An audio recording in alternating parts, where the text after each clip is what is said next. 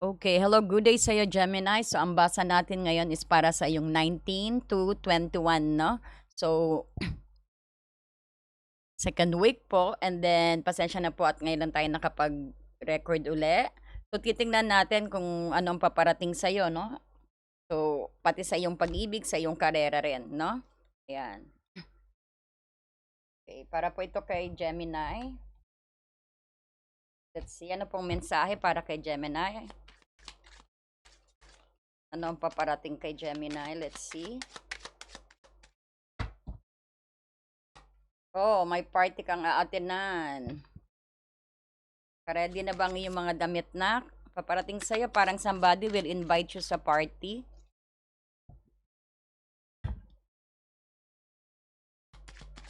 Parang okay ang yung socialites dito. Parang new friends will be emerging din sa'yo. What is coming pa?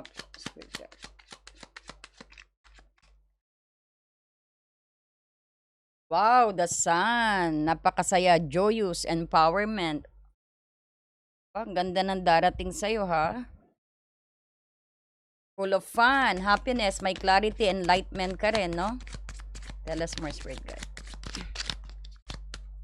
Kakaroon ka ng isang kaliwanagan sa dating malabo sa'yo, or mayroon kang desisyon na medyo nahihirapan ka. You gonna have some clarity daw din dyan sa itong week na to.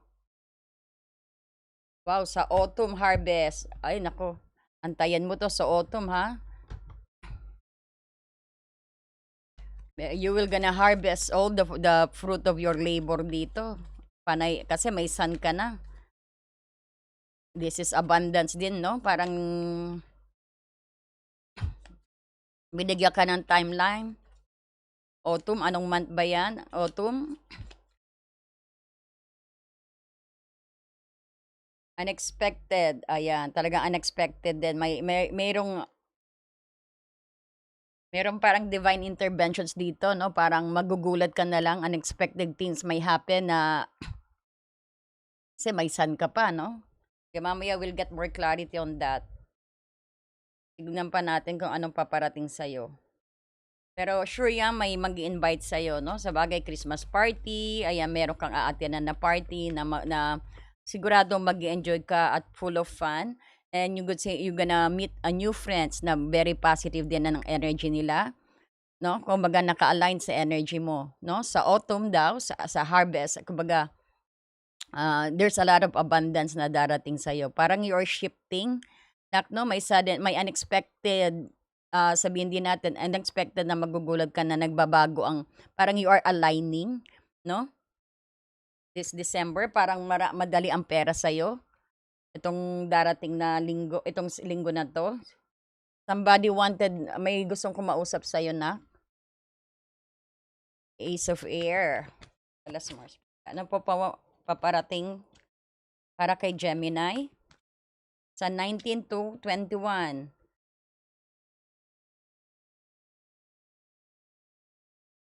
Vice Counselor. Baka number 5 is may malaking, baka importante sa inyong number na 5. No, may dapat kayong alalahanin sa number na 5 na yan. Parang you gonna learn new things din dito, no? Yan. So, expect some persons who wanted to speak to you. May gustong kumausap sa'yo. I could see here the energy ng fire sign. Isang very charismatic na tao. It could be also a father figure. Mas matanda sa'yo. Na parang i-inspire din ka. No? And expect some communications din. Basta siguro manggagaling sa tao na yan. Na Aries, Leo, Sagittarius. Kasi we have also the sun here with pertains kay Leo rin. Tell us more. Wow! Letter din manggagaling sa trabaho mo. That could be a new opportunity o new proyekto. Or sabihin natin, kung nag-aantay ka ng trabaho, you will receive it this week daw. Itong 19 to 21, makaka-receive ka ng message, or some of you din yung magsisimula uling mag-aral, no? Naghahanap ng school para ma-polish ang inyong mga skill, no? Yan ang nakikita ko, active ka rin sa pag-aaral which I'm seeing here. Yan pa natin, no? That's more. What is coming naman sa kanyang pag-ibig, Spirit Guide? Sa kanyang pag-ibig. Anong paparating sa kanyang pag-ibig? Wow, the sun. Double sun. Wow, that could be also ano, no? Yung mga nasa current relationship, masayang-masaya, nag-e-enjoy, no? Ayan yung nakita ko rin somebody ano, na gusto kong ipakilala, no? Parang this is recognitions also, balancing balance. The person is willing to compromise sa'yo, no? O take down nyo po ang number na to, number 19 and 14. Wow, cooperation. He wanted to cooperate sa inyong relationship. He wanted to work on the relationship. Ang feeling niya sa'yo, the sun. He's very happy with you. Kaya sabihin natin, something is about to an end dito, no? Itong 10 of air, yung kahirapan, may recovery, may nakikita tayong some of you is gonna get some healing na sa mga nakaraan, no? So, alam mo, napakaganda nito kasi dalawang aces na dumating sa'yo rito, no? Pagdating sa iyong karera. Parang double breakthrough. Kumbaga, ito yung isang bagong idea at isang konkretong result. No? Because yung Ace of Swords, ito yung biglaang linaw or sabihin natin isip. No? Maaring, plus ang wise counselor pa. This is the Hierophant. Ito yung sabihin natin gabay mo sa isang boss o mentor or sabihin natin tagapagsunod sa isang traditional na sistema rin.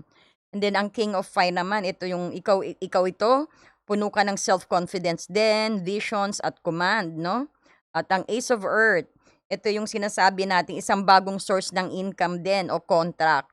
No? Halimbawa, maari ngayong December 19 to 21, parang magkakaroon ka ng wait lang yung ating mic, no? Na maliwanag po sana. Baga, ang iyong December 19 to 21, magkakaroon ka ng lakas ng loob na i-pitch ang isang matagal mo ng plano sa iyong boss.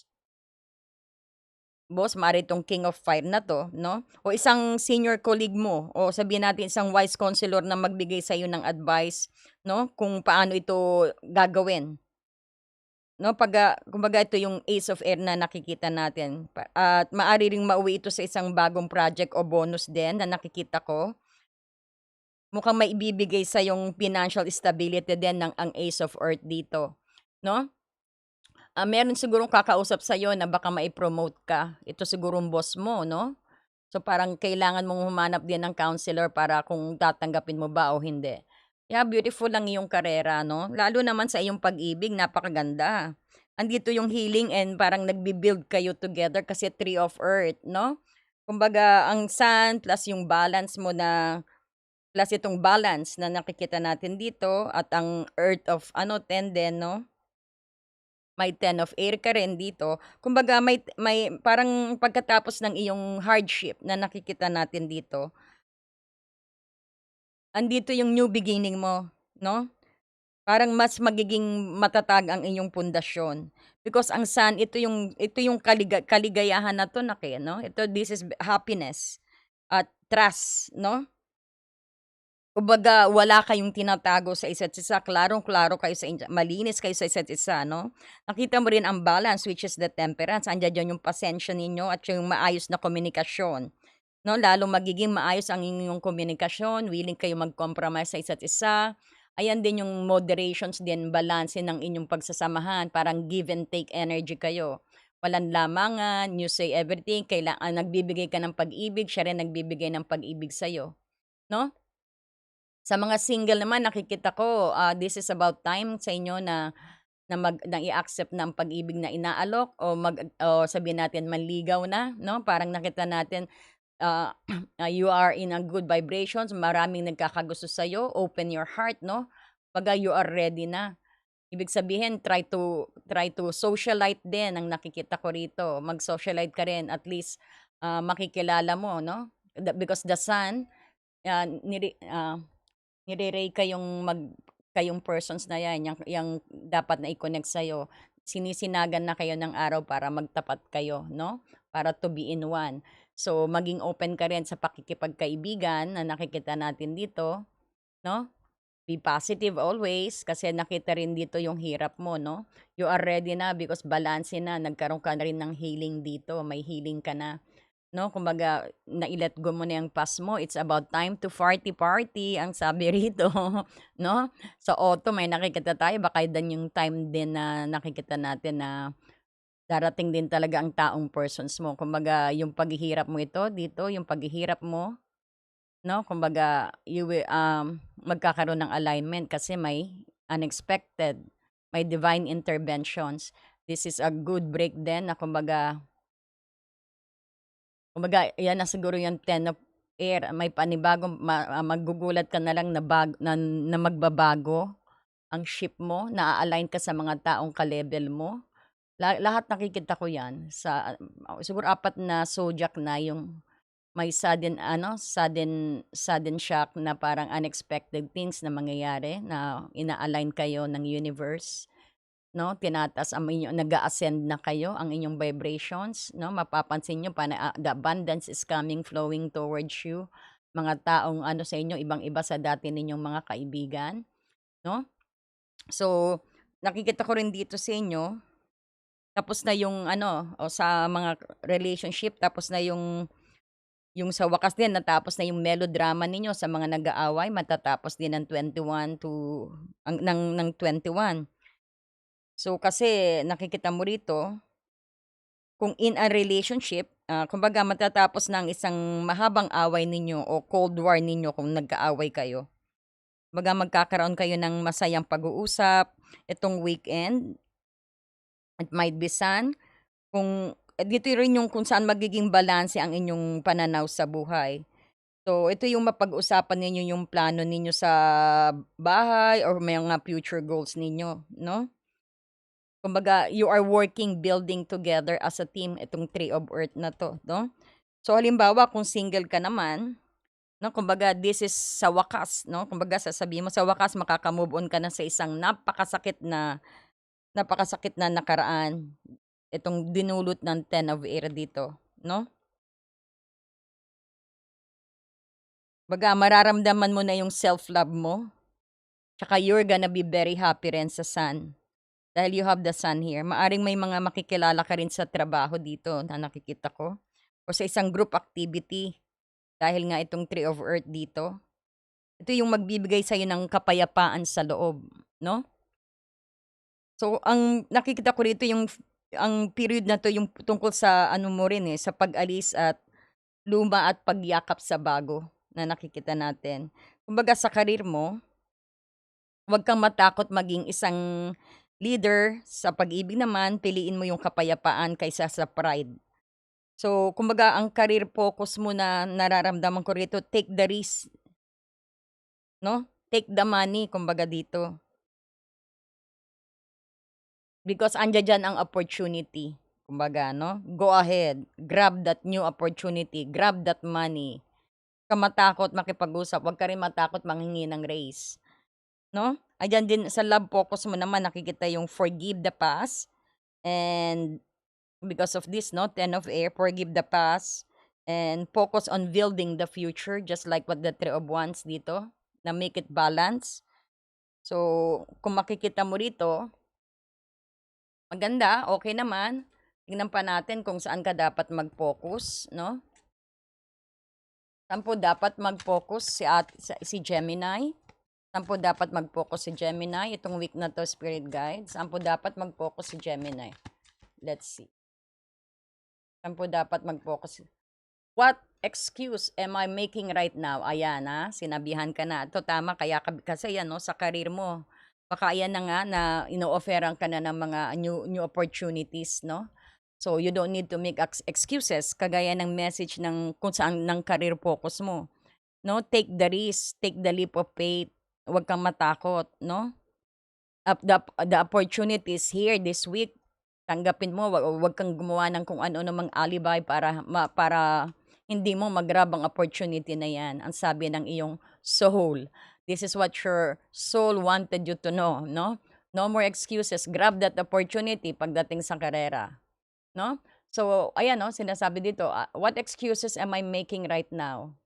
Tanungin mo sarili mo, anong excuse O ayan na, wag ka na mag-antay, ang sabi rito, no more waiting. There will never be a good enough time. The time is now. No? Because unexpected and harvest, look at this abundance is coming towards you in this opportunity. Ang pera raw nandito sa opportunity na inaalok. So grab that now. The time is now. Ayan ang sabi. So ang actions mo, if it is important enough to you, you will find a way. No alibi ang ibig sabihin. Huwag kang tatamad-tamad. Grab mo na yan. No? Today, make a decisions. Do it even if you don't feel ready. Gawin mo lang dyan. Take the leap of faith. Huwag kang matakot. Subukan mo. And listen to your heart. And you will be led. Makinig ka raw sa puso mo and you will be led. Huwag kang matakot. Grab that opportunity dahil para sa'yo yan. No? Unexpected offer ang darating sa'yo. O sa pag-ibig naman, unexpected love is about to come to you. Give that person a chance or ask your heart. No? Ask your heart, listen to your heart, you will be led ang message dito. No? Pa tayo ng guidance pa. Ayan, change na naman. Ang sabi sa ang angel whisper, change, sabi dito, change happens outside your comfort zone. Ayan, oo, maglabas-labas kayo, wag kayong do not stick diyan sa familiar na kayo. It's about time to move, no? To upgrade ang sabi ng inyong angel, ng inyong mga gabay, no? Change happened outside your comfort zone. The time for change is now. The angels are whispering for you to trust your path and to learn how to walk it. Take the next step. Allow change to lift you up and guide you forward. Ayan, do not afraid of changes. Look at what you have dito. May sun ka na, may strength ka pa. Yan, that's an unexpected blessing na coming to you. Na you will harvest that sa autumn. And then, ang affirmations na binibigay sa'yo ng angel whisper dito, Gemini, sabihin mo lang to, just follow me, no? I release all that no longer serves me as I am guided to move outside of my comfort zone and let's change in. Ayan. I will repeat po ang inyong affirmations, ha? I release all that no longer serves me as I am guided to move outside of my comfort zone and let's change. Huwag po kayong matakot dahil you are divinely guided, ang pinangako sa inyo. No? Yan ang binubulong sa'yo ng inyong anghel. No? 555. So, changes is good. No? Huwag kayong matakot. Yan ang message sa'yo. So, marami pong salamat sa mga nag-subscribe sa atin, no? At sa mga patuloy na nanonood ng Happy Angel Reading videos. Especially rin po sa mga nag-share, nag-hype. At sa mga nanonood kahit hindi po subscriber, I appreciate that. Talagang you are been with me po, no? Maraming salamat. I pray for your blessing, no? At saka sa inyong safety din. Huwag po kayong mag-alala. And thank you so much and Merry Christmas and Happy New Year po sa inyo. Pasensya po pag hindi ako nakakasagot sa mga mail, no? Kasi po may trabaho pa po tayo, no? We still have another job na nakapokus. So marami pong salamat sa inyo and wish you happiness this Christmas. Thank you po.